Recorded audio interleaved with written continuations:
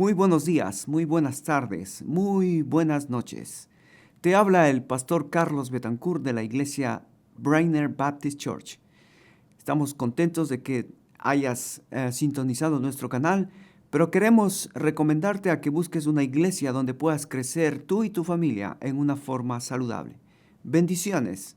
Hasta pronto. Estamos hablando sobre la monarquía, el periodo de la monarquía. ¿Qué es este periodo de la monarquía? Es cuando Dios permite que el pueblo de Israel comience a tener reyes humanos. Reyes humanos. Y hay tres reyes humanos. Hay tres reyes humanos en la monarquía. Fíjate, yo quisiera que los recuerdes. Cuando hablamos de la monarquía, recuerda estos tres reyes humanos. ¿Cuáles son?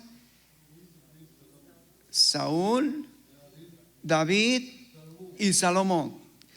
Me encanta, mi suegro, cómo tiene esa vista de águila. Yo no puedo verte a ti, hermano Abdi. Si me saco esto, peor. Pero mi suegro tiene una vista impresionante. Y tiene no solo una vista física, pero también tiene una percepción espiritual increíble. Ahí donde le ves. Entonces, el periodo de la monarquía, tres reyes: Saúl, David y Salomón. Ahora, estos tres reyes en este periodo, que más o menos dura 500 años, más o menos desde el 1000 al 500, más o menos ese es el periodo. Estos reyes tratan de que el pueblo de Israel sea una monarquía que una al pueblo. Entonces, cuando escuches la monarquía, cuando escuches de los reyes de Israel, Dios lo que está tratando con este pueblo, en este periodo, es que el pueblo se una.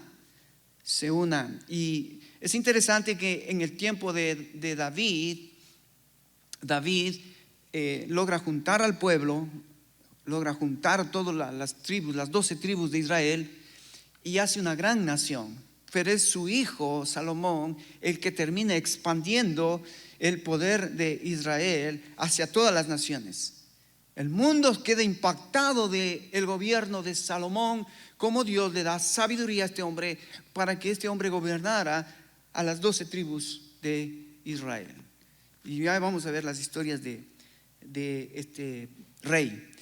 Pero entonces, el Reino Unido es cuando Dios permite que todas las 12 tribus se unan y puedan vivir de tal manera de que son un impacto al resto de las naciones que les rodeaban, al resto de los pueblos que estaban alrededor de ellos. Así que déjame pensando un poquito, cuando hablamos de la historia, porque 1 Samuel, 2 Samuel, 1 de Reyes, 2 de Reyes y 1 de Crónicas, 2 de Crónicas son la historia de este periodo del Reino Unido, de que Dios quiere unir a este pueblo, de que Dios quiere que este pueblo sea la luz para las naciones, de que este pueblo sea utilizado para que el mundo vea la diferencia que es vivir bajo el señorío de Dios y no bajo los dioses paganos de los otros pueblos que estaban alrededor. Entonces, este es un periodo interesante porque, fíjate, especialmente para el liderazgo, especialmente para los varones, especialmente para aquellos que Dios nos pone en la brecha, nos pone al frente, y Él requiere de hombres de valor, hombres de fe, hombres que tengamos clara la visión, hombres que sepamos a dónde llevar a nuestra gente, hombres que no tengan temor, no tengan miedo, sino que pongamos nuestra fe, nuestra confianza en Jehová. Hay muchas lecciones maravillosas. Entonces, vimos un poquito lo que está pasando con el pueblo de Israel, especialmente con los profetas. Pero mira, yo quiero que vengas a Jueces. Después de Jueces está Ruth y luego 1 Samuel. Pero ¿cómo termina el libro de Jueces, el periodo de los jueces, antes que venga este periodo de el Reino Unido o la monarquía? Antes que venga este periodo, mira cómo estaba viviendo el pueblo. Si buscas Jueces capítulo 21, versículo 25. ¿Estás conmigo, hermano? Jueces capítulo 21, versículo 25 dice: en estos días no había rey en Israel, y cada uno hacía lo que bien le parecía. ¿Sabes? Esa es la introducción a los libros de los reyes o de la monarquía. Una decadencia espiritual, una decadencia moral en la que estaba viviendo el pueblo. Cuando nosotros entonces vemos en Primera Samuel capítulo 8, vimos la semana pasada que el pueblo se junta con los ancianos, y mira lo que pasa en el capítulo 8. Nota ese trasfondo de jueces. Cada uno hacía lo que le parecía, cada uno hacía lo que le daba la gana, cada uno pensaba que podía hacer lo que quería hacer y lo hacía, porque dice, no había un rey, no había alguien en ese momento. Incluso Dios había sido olvidado por el pueblo. Tristemente, ¿no? Tristemente, cuando el pueblo se olvida de Dios. Mira, cuando el pueblo se olvida de Dios, escucha esto, hermanos, esto es triste, pero sucede. Cuando nos olvidamos de Dios, nos olvidamos de los líderes de Dios. Es triste eso. Ya vamos a ver esto con Samuel. Cuando nos olvidamos de Dios, nos olvidamos de los líderes y nos olvidamos del libro de Dios, de la palabra de Dios, tristemente. Y entonces comienza la decadencia de la persona, la decadencia del pueblo, la decadencia de la iglesia. Cuando nos damos el valor que Dios da al liderazgo que Dios levanta, cuando no damos el valor a la palabra de Dios que ha sido revelada y nos ha dejado para que nosotros nos guiemos, cuando menospreciamos eso, la iglesia o el pueblo o cualquier persona comienza una decadencia moral, comienza una decadencia espiritual. Y tristemente estamos mirando a través de las épocas, y especialmente en estos tiempos, el liderazgo ha sido atacado. El liderazgo ya ha perdido la autoridad que debería tener y que nunca debería haber perdido. Tristemente, algunos pastores han hecho cosas carnales que les ha sacado del ministerio. ¿Y sabes lo que la gente piensa? Así son todos. Así son todos. Desgraciadamente nos ponen en el mismo saco y el liderazgo comienza a perder valor. La palabra empieza a perder valor, tristemente. Pero entonces llegamos a 1 Samuel capítulo 8. Mira lo que pasa. Mira cuando pierdes valor al liderazgo, cuando pierdes valor la palabra, mira lo que pasa. Dice, aconteció que habiendo Samuel envejecido, ya este profeta estaba ya camino hacia la vejez, como su pastor. No, su pastor todavía está joven, así que no se preocupe. Pero fíjate lo que pasa. Dice, cuando Samuel estaba envejeciendo, dice, puso a sus hijos por jueces sobre Israel. Y Samuel tenía 2 hijos. Dice, y el nombre de su hijo primogénito fue Joel, y el nombre del segundo Abías, y eran jueces en Berseba.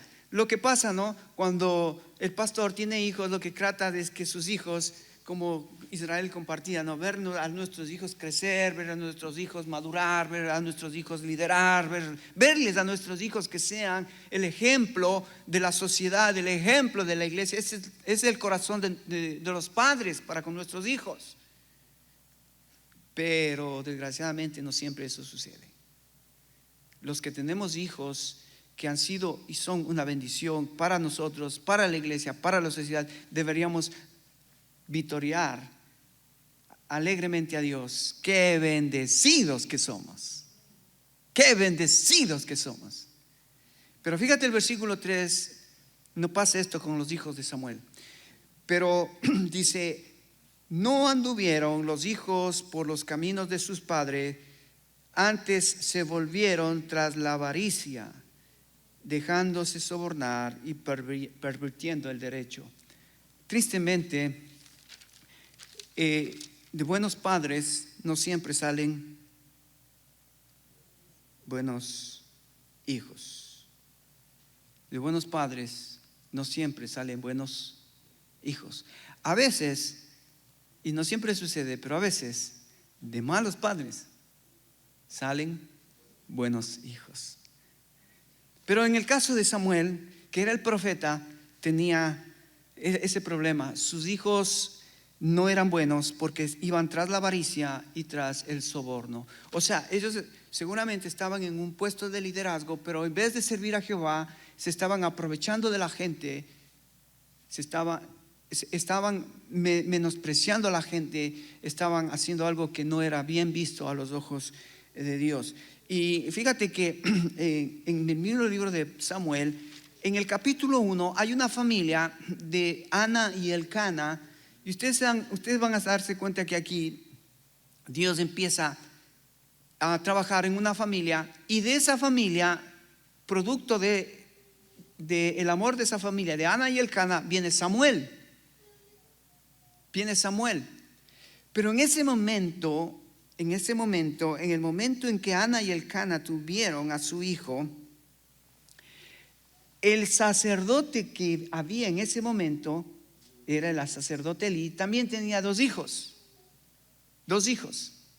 Y en el capítulo 1, si ustedes regresan un poquito a 1 Samuel capítulo 1, regrese un poquito a Samuel capítulo 1, fíjese en el versículo 12, dice: los hijos de Elí eran hombres impíos y no tenían conocimiento de Jehová. Hermanos, varones, líderes, anota estos versículos que te acabo de dar. Primero, los hijos de Elí eran hombres impíos y no tenían el conocimiento de Jehová. Estamos en 1 Samuel capítulo 2, versículo 12. 2:12. ¿Qué es lo que estamos tratando de decir esta mañana? Hermanos, cuando nosotros leemos la historia en la Biblia, la historia es para que podamos aprender lecciones. La historia es para que podamos aprender lecciones. ¿Qué lecciones? Bueno, aprender de las cosas malas que vemos para no repetirlas. Amén. La historia nos ayuda a no repetir los pecados de nuestros padres o los pecados de los antepasados. O sea, la historia está ahí para que veamos lo triste que es errar o desobedecer a Dios. Pero también la historia nos ayuda para poder mirar a esos hombres, a esas mujeres, a esas heroínas, a esos héroes que nos impulsan, nos motivan a seguir confiando en el Señor. Como Ana, por ejemplo. Ana era una mujer que no podía tener hijos, estéril, y ella oró a Dios: Señor, si tú me das un hijo, yo lo voy a entregar a ti. Estaba compartiendo esto con mi mamá y fue interesante que mi mamá, llorando, ella dijo: yo nunca pensé que Dios me iba a quitar mis hijos. Y yo estaba asustado y pensando: ¿y por qué te quitas? Sí, porque ahora estoy feliz que mis hijos están sirviendo al Señor. Ella se puso al lado de Ana, como Ana oró, no para que Dios le dé, sino para que, si Dios le da, ella regresárselo a Dios lo que Dios le dio. Y qué lindo llegar a ese punto de esta mujer. Fíjate, nosotros oramos siempre: Señor, dame esto otro, dame un trabajo, dame salud, dame una casa, dame. Ana oró: Señor, si me das un hijo, te lo regreso. No oró para ella, Oró para el Señor. Señor, si me das un hijo, yo te lo regreso. Y vemos cómo Dios le contestó a esta mujer. El caso de los profetas, qué triste. Elí tenía 2 hijos, y estos hijos de Elí eran impíos y no tenían conocimiento de Jehová.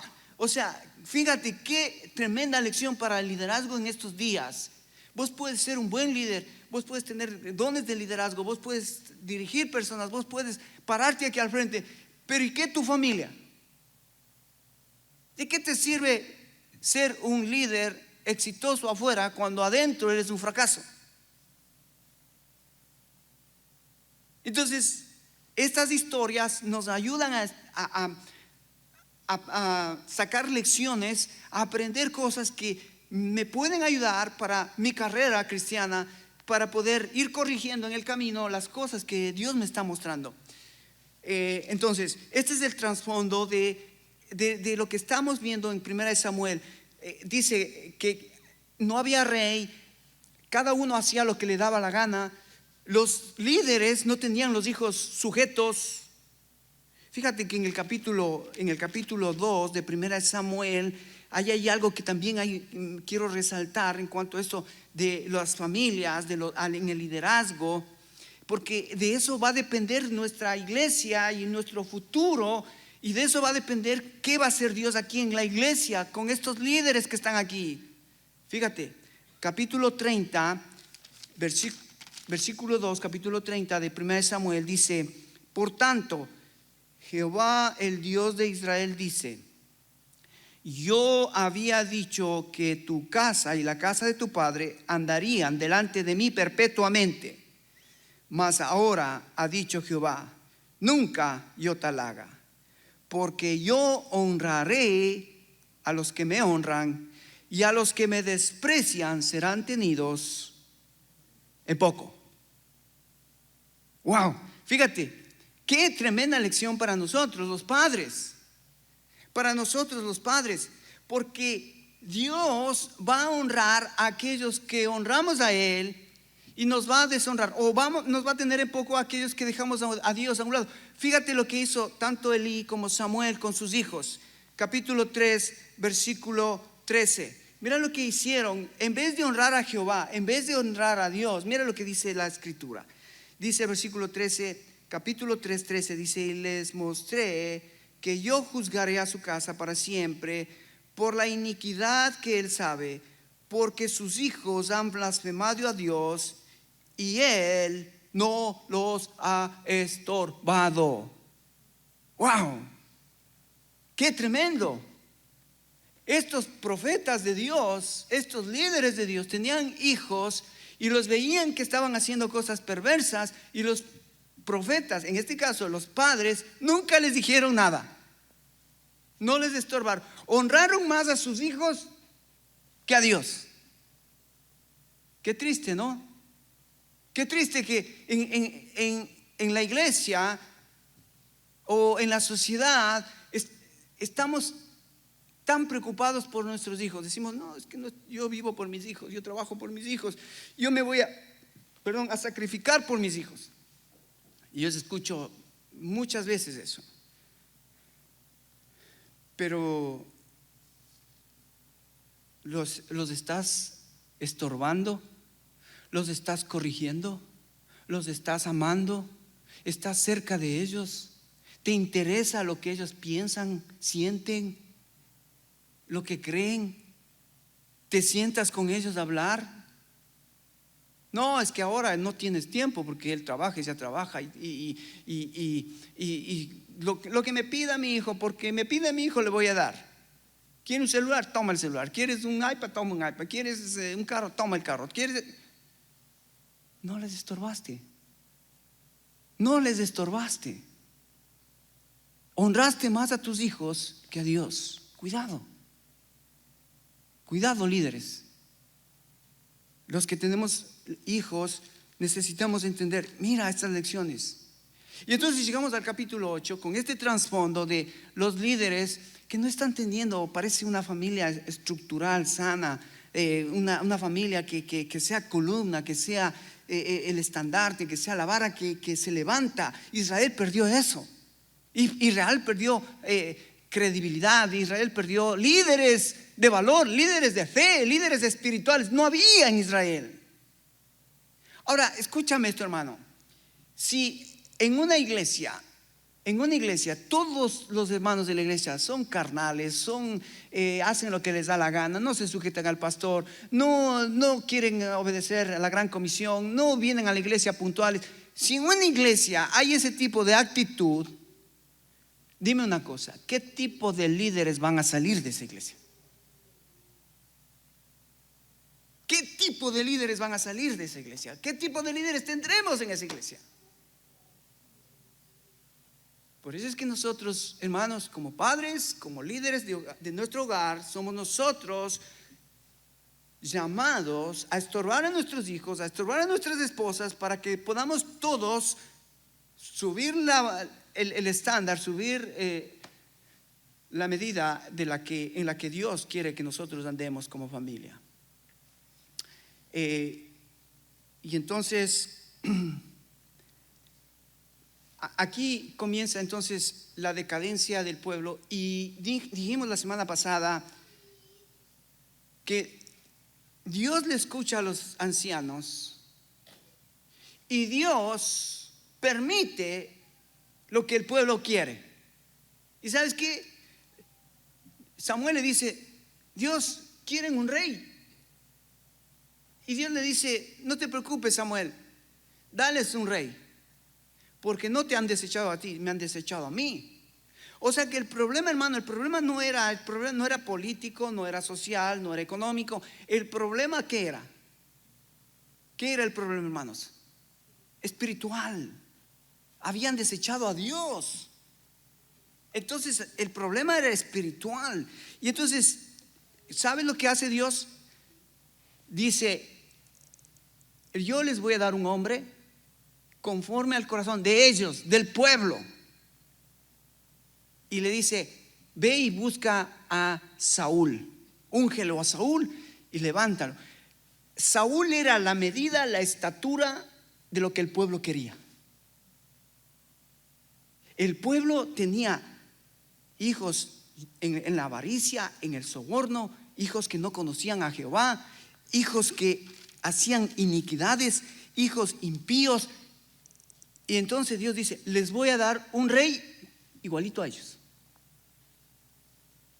Wow. Y les digo, lo que va a hacer ese rey, te voy a decir, diles lo que les voy a hacer, lo que ese rey va a hacer al pueblo. Les voy a decir. Y le dice Dios: dile al pueblo que este rey que van a tener, que yo voy a levantarlos, va a ser de sus hijos esclavos. O sea, sus hijos le van a pertenecer al rey. Sus hijos van a tener que ir a la guerra. Sus hijos van a tener que ser los soldados del rey. Sus hijos no van a tener que ellos tomar decisiones. Era el rey que tomaba las decisiones por sus hijos, dónde iban, qué hacían, qué no hacían. Sus hijas iban a ser siervas del rey y de toda su familia. Sus hijas iban a ser esclavas del rey. El rey, si iba a la familia y decía: a ver, esta quiero para mí, iban a ser esclavas del rey. Eso es lo que iba a hacer el rey. Y no solamente eso, pero ahora el pueblo que no pagaba impuestos, ahora le dice: ahora van a pagar impuestos. De lo que ganen, de todo lo que ganen, va a venir el 10% para el rey. Impuestos. Mira de dónde salen los impuestos al gobierno. De un hombre que Israel quiso que sea su rey, y Dios dijo: ok, quieren un rey, les voy a dar ese rey. Tristemente, mira, 1 Samuel capítulo 8 es un texto que está ahí como una bisagra entre el Israel espiritual pasado y el Israel carnal en el futuro. Y entonces vemos ahí que lo que dijimos el domingo anterior, Dios permite lo que el pueblo quiere, aunque Dios no aprueba lo que el pueblo quiere. Dios permite cosas aunque Él no aprueba esas cosas. ¿Escuchaste esto, hermano? Grábate esto, porque esto va a ser muy importante, porque en la historia de Israel, estos libros históricos, hay cosas que para mí son bien difíciles. Por ejemplo, primero ellos piden un rey. Digo, Señor, ¿pero por qué les diste un rey? Yo no les hubiese dado. Si yo soy Dios, yo digo, ¿cómo? ¿Me están cambiando a mí? No, ¿sabes qué? Dios es caballero. Dios no te va a obligar a hacer nada que tú no quieras en tu corazón. Cuando tú aceptaste a Cristo, alguien te puso una pistola en la cabeza y te dijo, ¿acepta a Cristo? No. ¿Por qué aceptaste a Cristo? Espero porque tú hayas reconocido al Hijo de Dios, que Él te amó en la cruz, que Él vino a morir por ti, por tus pecados, por mis pecados. Él resucitó al tercer día, y esa es la historia, y esa es la verdad, y ese es el fundamento en que yo puedo ser salvo. Pero hermanos, hay cosas, por ejemplo aquí, que Dios dice, Dios manda a que más adelante, capítulo 15, en el capítulo 15, Dios le dice a Saúl, mata a todos los amalecitas. Entonces uno dice, a ver, ¿Dios mandó a matar a los amalecitas? Sí, a todos. Dice, mata a los niños, a los jóvenes, a los adultos, al ganado, mata a todos. Y entonces uno dice, ¿qué está pasando? Dios permite cosas, aunque Él no aprueba esas cosas. Porque Dios está llevando todo a un propósito mayor que nosotros no sabemos. Dios está llevando todo a un propósito mayor que nosotros no sabemos, pero Él sabe. Él sabe. Por ejemplo, si no hubiese habido Saúl, no habría habido David. Porque para que David aparezca tenía que haber un Saúl. No sé si entiendes este del plano divino. Lo mismo sucede si Saúl hubiese obedecido a Dios, los amalecitas hubieran desaparecido. Pero como Saúl no obedeció a Dios, los amalecitas fueron el pueblo antagonista, el pueblo enemigo durante toda su vida en la vida de Israel. Pero no solamente eso. Fíjate que en el capítulo 1, entonces vemos ahí otra situación, que Dios permite cosas aunque no aprueba cosas. Esto quiero que quede grabado en tu corazón. Dios puede permitir cosas en tu vida, en mi vida, pero Él no aprueba esas cosas. Y tenemos que ser muy sabios en eso, porque si no entiendo este principio en el Antiguo Testamento, yo voy a tener algunas confusiones en el Nuevo Testamento. Fíjate, en el capítulo 1 dice que Ana y Elcana, que era una familia, Elcana tenía otra mujer, Penina. Entonces Elcana tenía dos mujeres, y entonces aparece otro conflicto. No solamente en el tiempo de Ana y Elcana, pero ese conflicto aparece mucho más antes con Abraham y Sara. Entonces uno dice, a ver, ¿cómo es que Ana y Elcana era una familia, pero tenía Elcana otra mujer? ¿Cómo? Dios no está de acuerdo con la poligamia, con el adulterio y la fornicación. Sí, bíblicamente Él no aprueba la fornicación, el adulterio, la poligamia. Él no aprueba, pero Él permite. ¿Y por qué permite? Ahí es donde viene la lucha, porque Dios tiene un plan mayor para la humanidad. Entonces, ¿cómo es que Elcana, Dios tiene dos mujeres, y a la mujer que está privada de tener hijos, Dios concede un hijo a esta mujer. Nosotros diríamos en nuestros días, no, este hombre, dos mujeres, y Dios cómo le contesta a la otra mujer. Mira cómo le bendice a la otra mujer. Pero cuidado, fíjate, estos pasajes históricos son duros, ¿no? Cómo Dios permite el adulterio, cómo Dios permite la muerte de otros seres inocentes, cómo Dios permite que el pueblo pide otro rey, cuando Dios, Jehová, es el rey de Israel. Escucha, este es el concepto, este es el principio. Jehová permite cosas aunque Él no aprueba esas cosas, porque Dios tiene un propósito mayor. Y mira, te voy a llevar al Nuevo Testamento. Dios permitió que los judíos rechazaran al Mesías, ¿sí o no? ¿Sí o no? Dios permitió que los romanos crucificaran a Jesucristo, ¿sí o no? Pero ¿sabes qué? Dios no aprobaba esas cosas, pero Él permitió por un propósito mayor. ¿Cuál fue el propósito mayor que ahora entendemos? Salvar a la humanidad. No hubiese sido posible si los romanos no le crucificaban, no hubiese sido posible si los judíos no le rechazaban, no hubiésemos tenido al Salvador. O sea, ¿te das cuenta el Dios maravilloso que tenemos? El Dios maravilloso que permite cosas en el presente que a veces nosotros no entendemos, pero Él lo está haciendo con un propósito mayor. Hermano, yo honestamente estoy con Silvia ahora mismo viviendo eso. No entendemos por qué Dios permite que mis suegros terminen como terminan. No entendemos. Pero hay un propósito mayor. Y por eso estamos agradecidos a Dios que Él sabe y Él tiene ese propósito mayor. Ahora no entendemos, pero ¿qué requiere Dios de mí? ¿Qué requiere de ti cuando tú no entiendes los propósitos de Dios? ¿Qué de Dios requiere?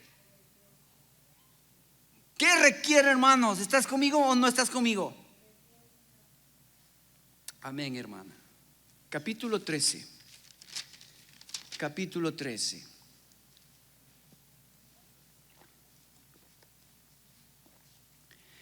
No tengo tiempo para leer todo el capítulo, solamente voy a leer una parte, una porción que creo que ahora que ya entendemos, capítulo 8, Dios permite las cosas, pero no está de acuerdo con esas cosas. Ahora vamos al capítulo 13, a ver algo que Dios es tan drástico con este rey que hace algo para darnos otra lección.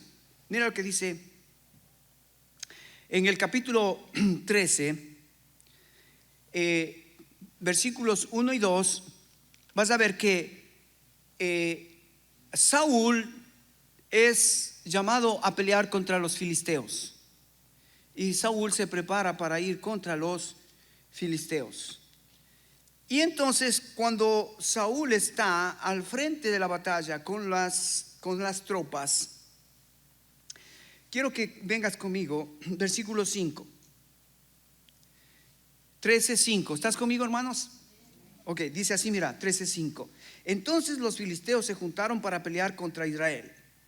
Ok, aquí, ¿quiénes son los antagonistas? ¿Quiénes son los enemigos de Israel? Los filisteos. Nota esto, es muy importante. Ahora, Saúl va a enfrentar a un enemigo. Saúl va a enfrentar a un enemigo. Filisteos.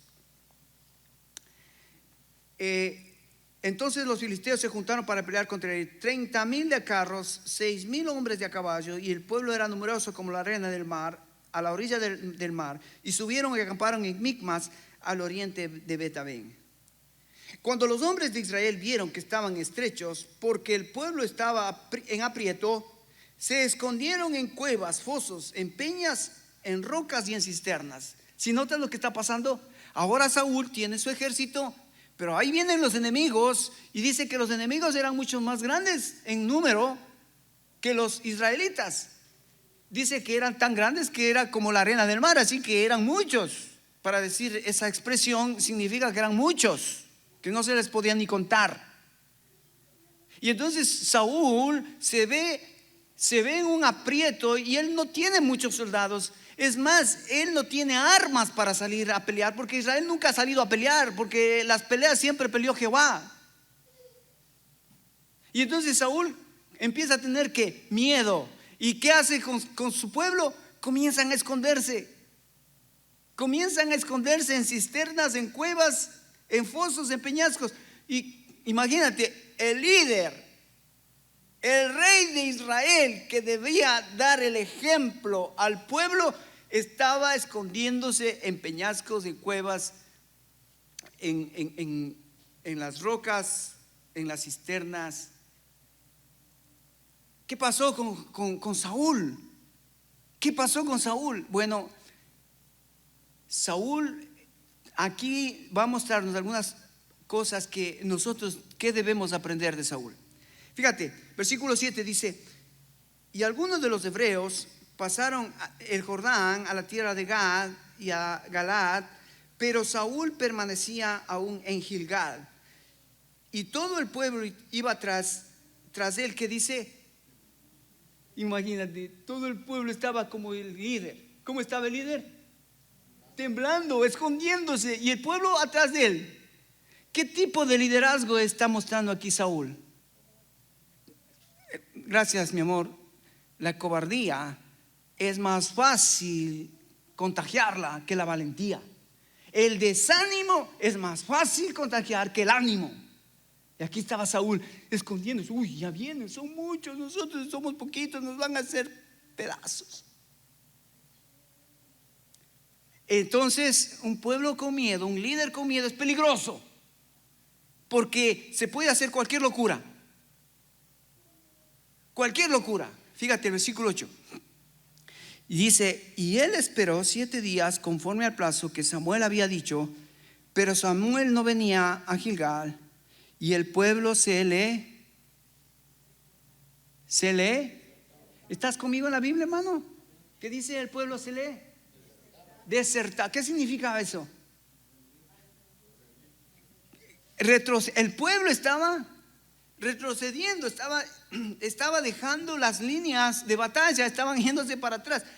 Y ya había Saúl esperado 7 días que el profeta le había dicho: espérame aquí 7 días, vengo, hacemos el sacrificio a Jehová y Jehová nos va a dar la victoria. Ahora aquí, imagínate, el líder está metido en una prueba. ¿Qué vas a hacer cuando tengas un momento de crisis?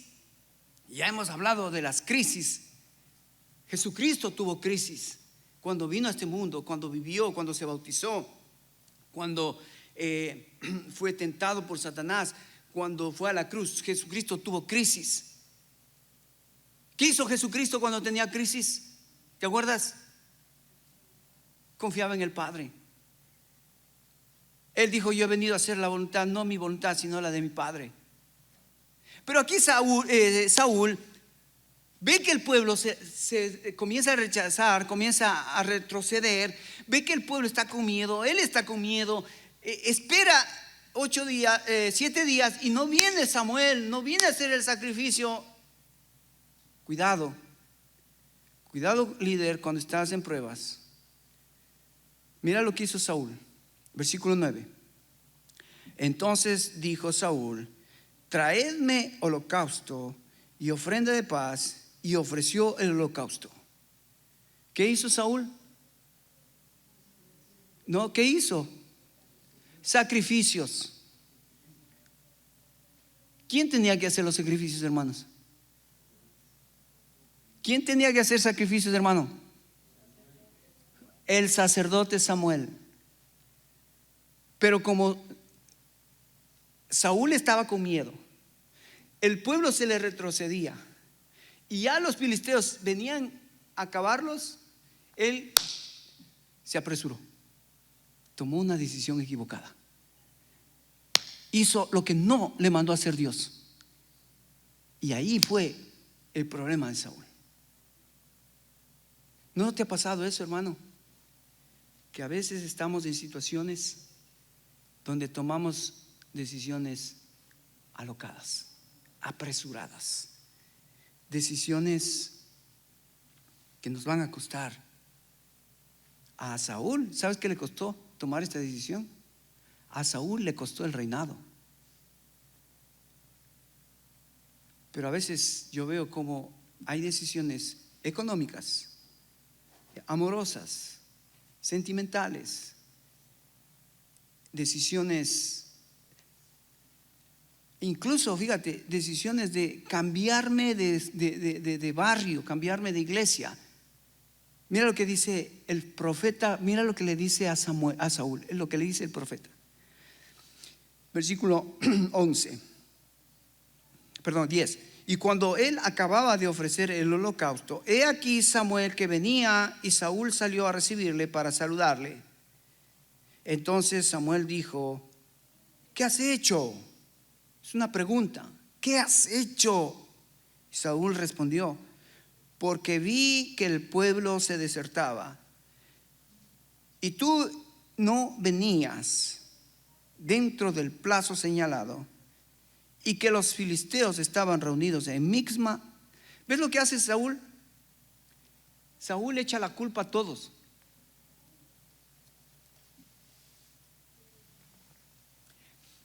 Saúl echa la culpa a todos. Él no es el culpable. Fíjate, versículo 11 dice: porque vi que el pueblo desertaba, le culpó al pueblo. Y tú no venías, le culpó al profeta, en el plazo señalado. Y los filisteos estaban reunidos ya para venir a la pelea. Le culpó a los enemigos. Él no tenía culpa. ¿Te acuerdas lo que hizo Adán en el huerto?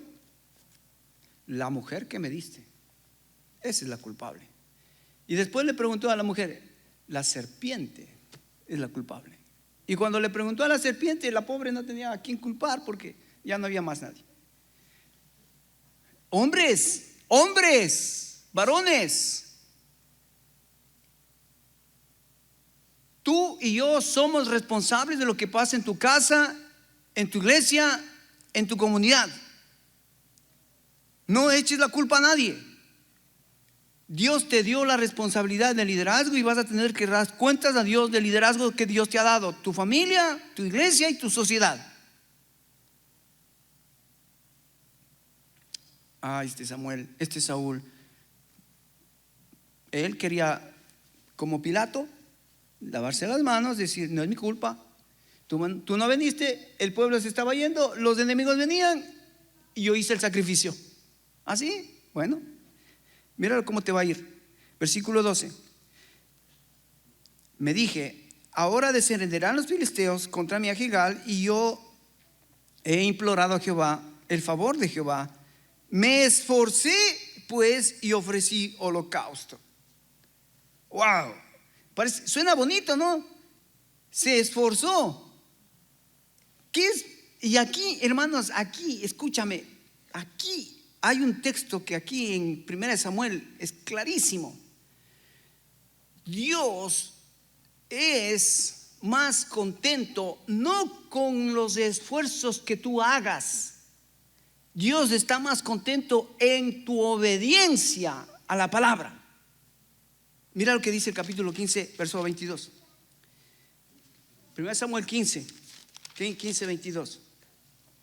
Dice: y Samuel dijo: se complace Jehová tanto en los holocaustos, en las víctimas, como que en que se obedezca la palabra de Jehová.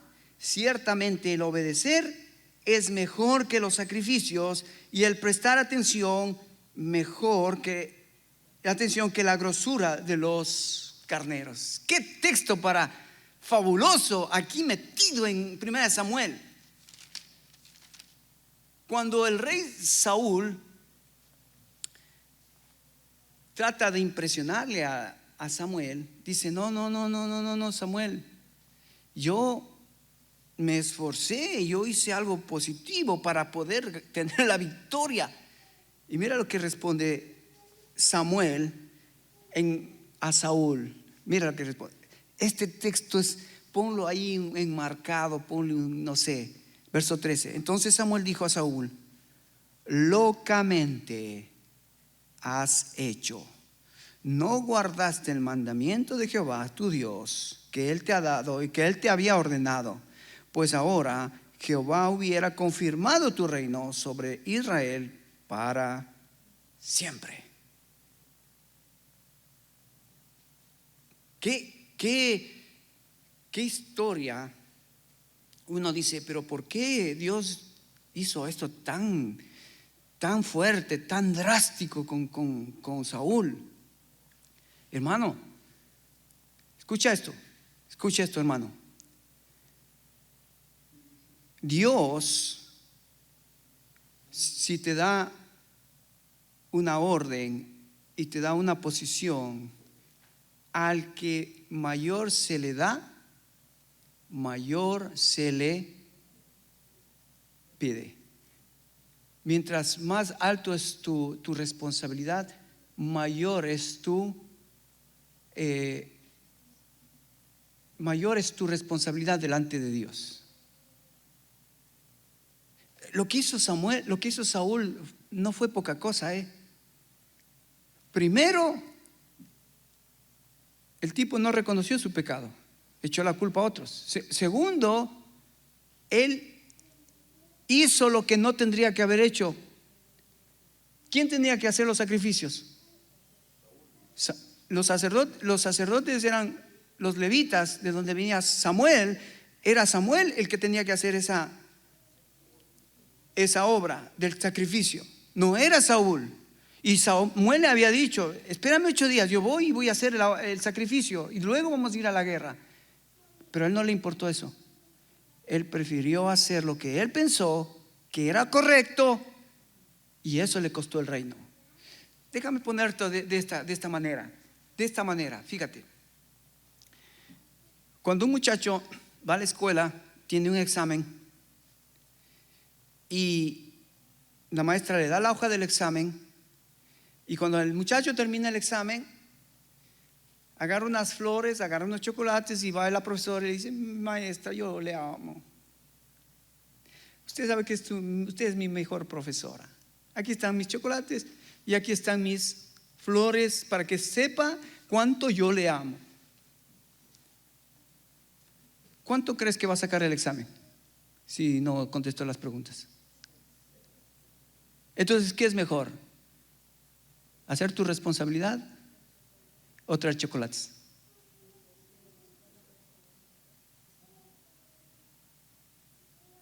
Es lo que le pasó a Saúl. Él se esforzó, pero no obedeció. ¡Qué tremendo! Locamente has hecho. Sabes, muchas veces he tenido que escuchar eso a mis oídos. En algunas áreas de mi vida, locamente has hecho, Carlitos. Locamente. Y sabes, cuando Dios habla, claro, como lo habló Samuel a Saúl, es mejor que arrepentirte. Señor, perdóname, otra vez hice locamente, otra vez me apresuré, otra vez fui impulsivo, otra vez hice egoístamente, otra vez, Señor. ¿Ves qué historia para fabulosa? Donde Dios nos está enseñando: hey, muchachos, es hora de tomar decisiones, pero cuidado, no lo hagas apresurado, no lo hagas impulsivo, no lo hagas egoístamente, hazlo conforme a la voluntad del Señor. ¿Qué dice el Señor? Hazlo. Efesios 5:18 dice: no seáis insensatos, sino entendidos cuál sea la buena voluntad del Señor. Romanos 12:2 dice que comprobéis cuál sea la voluntad de Dios, agradable y perfecta. Hermanos queridos, yo sé que estamos en este país y hemos vivido juntos, y ya me conoces y yo te conozco, y quizás Pero las motivaciones son donde nosotros debemos trabajar, porque es ahí donde Dios mira si realmente tu motivación es correcta de obedecer a Dios o si es una motivación egoísta, apresurada, impulsiva. Tenemos que tener cuidado para no caer en el mismo error de Saúl, que Saúl aquí comienza a darnos evidencias de que era un hombre que no era sensible a Dios, que no era un hombre que estaba dispuesto a obedecer a Dios en medio de la presión, en medio de la prueba, en medio de lo que estamos pasando. Dios lo que está buscando es: ¿me vas a obedecer o vas a ser impulsivo, o vas a ser apresurado, o vas a ser egoísta? ¿Cómo vas a tomar las decisiones? ¿Me vas a buscar? ¿Vas a orar? ¿Vas a tener temor a mi palabra? ¿O vas a ser como Saúl, que no le importó lo que Dios le había dicho a través del profeta? Acuérdate, en el Antiguo Testamento eran los profetas los que venían de parte de Dios a decirle al pueblo lo que tenía que hacer. Hoy tenemos 66 libros que Dios nos dice lo que tenemos que hacer. Como padres, como esposos, como esposas, como hijos, Dios nos ha dicho claramente lo que tenemos que hacer. Pero a veces hacemos como Saúl: esfuerzos carnales, esfuerzos egoístas, esfuerzos impulsivos, y que afectamos nuestra vida, afectamos la vida de los que están alrededor nuestro por tomar decisiones locas. Decisiones locas. Termino con el versículo 14. Verso 13 dice: locamente has hecho. Versículo 14 dice: mas ahora tu reino no será duradero. Jehová se ha buscado un varón conforme al corazón de Dios. Me encanta eso. ¿Sabes qué? No es, cuando yo leí este texto, Jehová se ha buscado un varón conforme a la voluntad conforme a su corazón, yo pensaba que era David, ¿verdad? Porque dice que Dios buscó un hombre conforme a su voluntad. Pero este texto está apuntando a Jesucristo.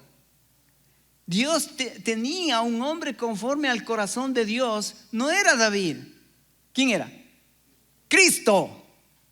Cristo es el hombre perfecto, el hombre que vino a hacer la voluntad del Padre, a contentar el corazón del Padre. Por eso es que si tú tienes a Cristo en tu corazón y le dejas que Él sea el Señor de tu vida, es Cristo a través tuyo que Él va a poder obedecer al Padre, y tú puedes ser un hombre conforme, una mujer conforme al corazón de Dios. Qué precioso que David es un tipo, sombra, cuadro del verdadero hombre conforme al corazón de Dios, que es Jesucristo, el que iba a venir. ¿Ves? Por eso está Saúl, está David, está Salomón, pero estos son unos ejemplos pobres, opacos del verdadero rey que iba a venir, el verdadero rey, el verdadero Mesías, que era Jesucristo.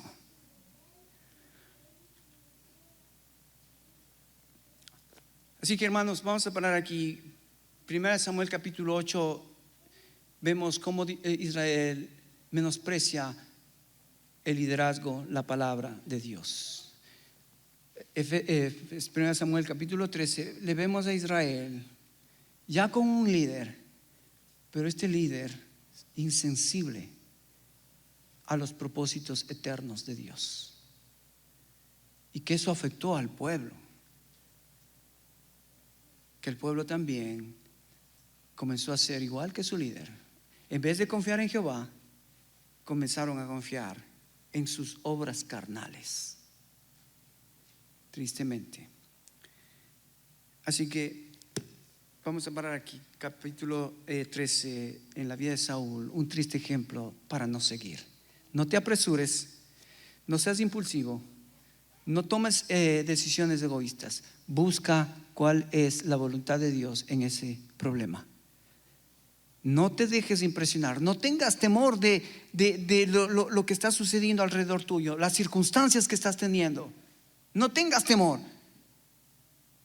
Confía en Jehová y Jehová peleará la batalla por ti. Amén. Cierra tus ojos. Vamos a terminar.